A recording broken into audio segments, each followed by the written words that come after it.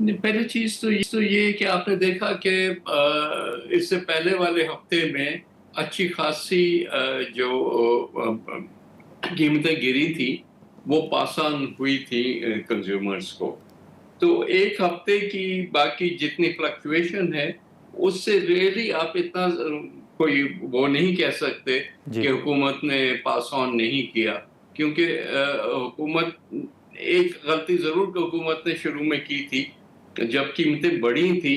जी। तो ये देखे बगैर कि किसके पास कितना पेट्रोल पड़ा हुआ है हमने कीमतें बढ़ा दी, जिससे कंपनीज को जो है बहुत फायदा हुआ, चाहे वो पेट्रोल पंप का ओनर हो या ऑयल मार्केटिंग कंपनी हो या कुछ।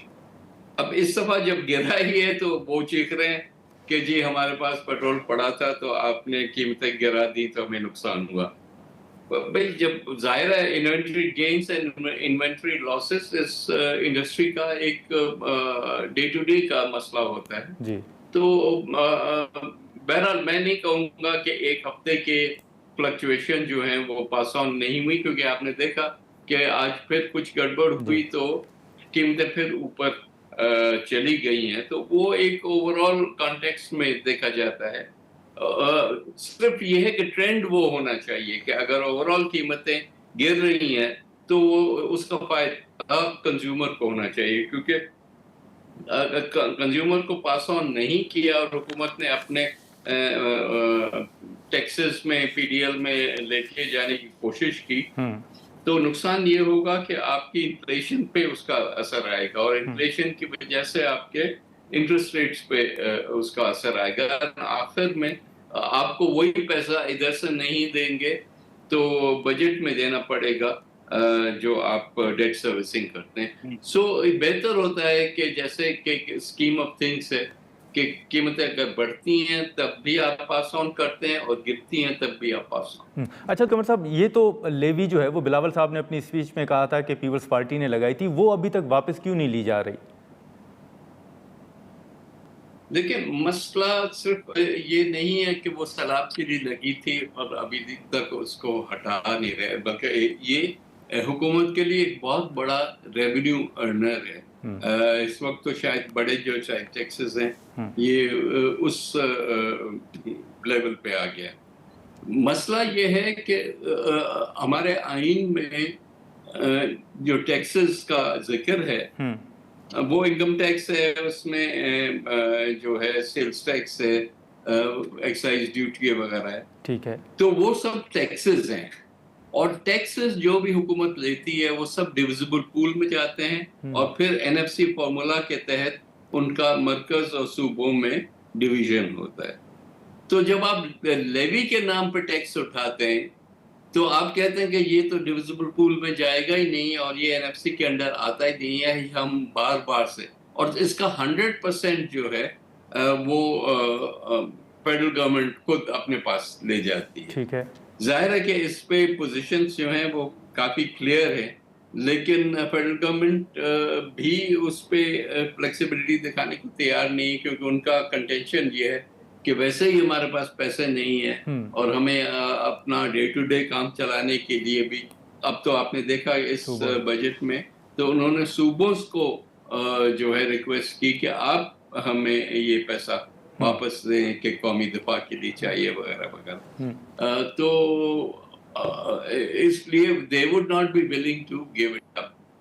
अब कहीं ना कहीं इसकी ये लीगल बैटल होनी है, लेकिन सही वक्त पे आई गेस इस पे सूबे जो हैं इस इशू को उठाए। लेकिन नवीद कमर साहब, आप नहीं समझते कि ये जो रकम सूबों से ली गई है ये एनएफसी के ऊपर इनडायरेक्ट कट है? देखिए जाहिर है कि चॉइसेस अगर ये हो कि एनएफसी को ही रोल बैक किया जाए या 18th अमेंडमेंट को जो प्रोटेक्शन देती है एनएफसी को उसको रोल बैक किया जाए, अगर हमें फिर वक्त जरूरत है नेशनल डिफेंस के हिसाब से, और वो हमने देख लिया है कि नेशनल डिफेंस को आपके जो भी ओवरऑल व्यूज हो, लेकिन इन हालात में हम बचे हुए इसीलिए हैं कि हमारी डिफेंस मजबूत है, तो उस पर कॉम्प्रोमाइज नहीं कर सकते और इसी वजह से सूबों ने भी ये पोजीशन दी कि ठीक है एज लॉन्ग इट्स टेम्पररी ہم اس میں کنٹریبیوٹ. ٹھیک ہے نوید قمر صاحب، یہ جو حال ہی میں جیسے آپ نے لیوی کا ذکر کیا، حال ہی میں حکومت نے یہ کہا تھا کہ جو لیوی سے رقم ملے گی وہ بلوچستان پر یا نیشنل ہائی ویز پر بلوچستان کے اندر خرچ ہوگی. آپ کو لگتا ہے کہ بلوچستان کے اندر یہ رقم خرچ ہوئی ہے ابھی تک؟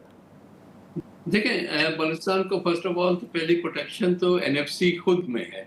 کیونکہ این ایف سی کا جو ایک تو فارمولا جو ہے وہ اپنی جگہ پہ، لیکن اس میں پروٹیکشن دی گئی کہ حکومت چاہے جو ہے ایف پی آر کلیکشن زیادہ کرے یا کم کرے، جو فگر بجٹ میں آئے گا بلوچستان کو وہ پورا ملے گا. باقی صوبوں میں اور مرکز میں وہ صرف اس پروپورشن میں جائے گا جتنا کہ ایکچوئل کلیکشن ہوتی ہے. تو یہ بہت بڑا پروٹیکشن ہے کہ آپ کو پتا ہے کہ آئی ایم ایف کی وجہ سے اور ہم اپنے ٹارگیٹس تو بہت ہائی رکھتے ہیں نا، تو ٹارگیٹ کے بیسس پہ بلوچستان کو پیسہ ملتا ہے اور کلیکشن کے بیسس پہ باقی صوبوں اور مرکز. نوید قمر صاحب یہ بھی بتائیے گا سر کہ حکومت کے کئی فیصلے ہیں جن پر تنقید ہوتی ہے، لیکن ایک فیصلہ یہ بھی ہے کہ ابھی تک نئے چیف الیکشن کمشنر کی اپوائنٹمنٹ نہیں ہوئی. آپ کے مطابق نئے چیف الیکشن کمشنر کی اپوائنٹمنٹ کب تک ہو سکتی ہے؟ دیکھیں مشکل یہ ہے کہ ہماری پارلیمنٹ میں ایک لاک جیم آیا ہوا ہے. وہ لاک جیم یہ ہے کہ اگر اپوزیشن وہ پوزیشن لیتی ہے کہ سوائے عمران خان کی رہائی کے اور کسی چیز پہ بات نہیں ہو سکتی، جس کی وجہ سے ایک ڈیڈ لاک ہے. یہ کسی کی بھی پسند کی چیز نہیں ہے. ظاہر ہے کہ ایک پیریڈ ختم ہو گیا ہے الیکشن کمیشن کا، تو نئے سرے سے الیکشن کمیشن بننی چاہیے. لیکن جو آئین میں طریقہ کار دیا ہوا ہے اس میں اپوزیشن کا اتنا ہی رول ہے جتنا گورنمنٹ کا ہے، اور ڈیڈ لاک کرنے سے صرف یہی ہوگا کہ اسٹیٹس کو کنٹینیو کرتا ہے اور نئی کمیشن بن نہیں سکتی. میرا خیال ہے کہ اپوزیشن کو چاہیے، اور ہم ڈائریکٹلی بھی ان سے اپیل کرتے ہیں کہ آپ گورنمنٹ کا بلف کال کریں اور کہیں کہ ہم تیار ہیں بیٹھنے کو، آئیں کوئی نام دیں جس پہ کوئی فیصلہ ہو سکے. اچھا نوید قمر صاحب آخر میں سر یہ بھی بتائیے گا کہ ایک بل جو قومی اسمبلی نے منظور کیا ٹیلی کمیونیکیشن سے متعلق، اس میں آپ کا نام بھی لیا جا رہا ہے کہ یہ معاملہ تھا کیا سر؟ یہ قومی اسمبلی نے بل کیسے منظور کیا؟ یہ کنفیوژن تھی؟ کیا معاملہ تھا؟ کس طرح یہ قومی اسمبلی سے بل منظور ہو گیا؟ پہلی چیز تو یہ کہ ہم نے بڑی غور سے اس بل کو دیکھا. اس میں بہت ساری خرابیاں تھیں، اس میں سے کافی ساری کریکشنز کی. اچھا مشکل یہ ہوئی کہ جب ڈرافٹ فائنلی آیا تو اس میں وہ ساری چیزیں جو ہیں، دیکھیں اب یہ بھی تو سوچے نا کہ ظاہر ہے ایز لیجسلیٹر اس ملک میں وی آر ہینڈی کیپڈ، کہ ہمارے پاس پوری سیکریٹریٹس نہیں ہیں جو کہ خاص کر ایز ممبرس. تو پوری جو ڈرافٹس دیے اس میں امینڈمنٹس تھیں، وہ جو ایک امینڈمنٹ تھی یہ سب بالکل شروع والی امینڈمنٹس میں سے تھا کہ دیٹ واز مسڈ. لیکن دیکھیں کانسٹیٹیوشنل اسکیم آف تھنگس کیا ہے، وہ یہ ہے کہ 2 ہاؤسز اسی بل کو دیکھتے ہیں. پہلے ہاؤس سے اگر وہ نکل بھی ایک چیز گئی تو دوسری ہاؤس نے اس کو پکڑ لی.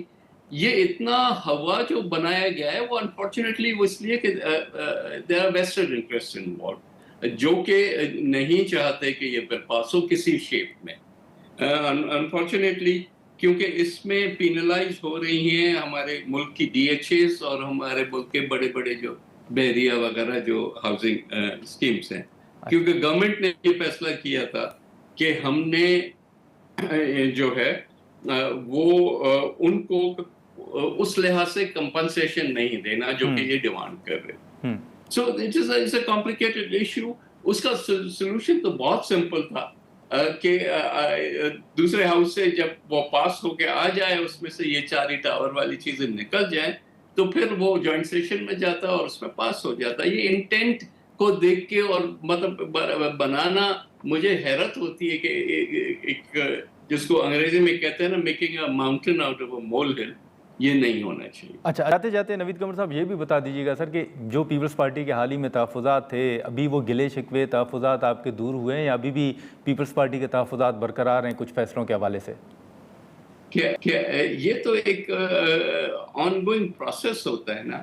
نئے بلز آتے ہیں، نئی پالیسیز آتی ہیں، कहीं अगर हमसे मशावरत होती है तो जाहिर है हम उसको फिर ऐसे नहीं कहते कि पास थ्रू हो जाए और कोई उसको देखे ना। डेफिनेटली हम देखते हैं, उससे लोग हमसे खफा भी होते हैं कि जी आप हर चीज को पहले ना कहते हैं उसके बाद, मतलब इसलिए कि हम ना कहने के बाद उसको गौर से देखते हैं, उसमें जिस चीज पे एतराज है अगर पूरे ओवरऑल कॉन्सेप्ट पे नहीं है तो हो सकता है कि जिस तरह से लिखा गया हो बिल उसमें प्रॉब्लम होंगे, तो उसको करेक्ट करने में तो हम आपकी मदद करते हैं। हम कोई आपके जो है वो रोड़े नहीं अटकाते। So that is the process. ये प्रोसेस चलता रहेगा जब तक कि हम इस गवर्नमेंट को उस लिहाज से सपोर्ट कर रहे हैं, तो हम फिर एक एक चीज़ को गौर से देखेंगे। चलें नवीद कमर साहब, आपने वक्त निकाला। नाज़रीन, नवीद कमर साहब की गुफ्तगू आपने सुनी, जो हाल ही में एक बिल मंजूर हुआ जिस पर बड़ी एक बात भी हुई, तनकीद भी हुई, उस हवाले से हमने गुफ्तगू की। यहाँ पर एक मुख्तसर सा ब्रेक लेंगे और ब्रेक के बाद GDA के secretary general doctor Safdar Abbasi साहब हमें ज्वाइन करेंगे।